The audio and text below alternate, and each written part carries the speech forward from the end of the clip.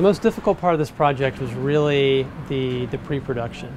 Trying to find the animals that I could bring into the studio, find the right trainers to come with these animals, and even just to find a space that could contain an elephant, contain a giraffe, and that was a big part of it. And so in many ways the project was almost over before it ever began.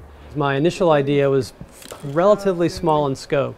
Let me just try working with a chimpanzee, maybe some other primates. And then once I realized what was involved, it made more sense just to hire a lot of different animals. So for my first shoot, I went from just having a chimpanzee to having an elephant, a lion, a tiger, a zebra, and I hadn't even started the project.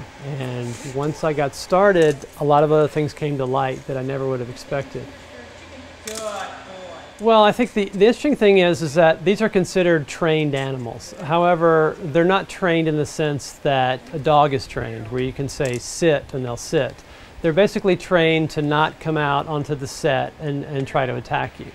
And then beyond that, they're really going to do what they want to do. And it's up to you as a photographer to try to find a moment in all of that organized chaos. Hopefully the animal will give you that moment. A lot of it has to do with patience, because you can't continually mess with the lighting. You can't have people running in and out of the scene. I mean, you really have to just let the animal do what they're going to do.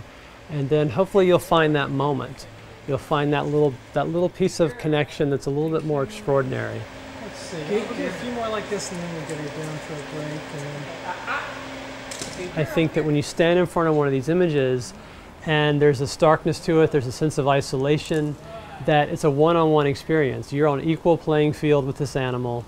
You're inhabiting the space with it in a way that's much more immediate. It's much more a sense of proximity than you get when you're looking at a safari image, for example, where you're looking into their world and you're not really part of that world.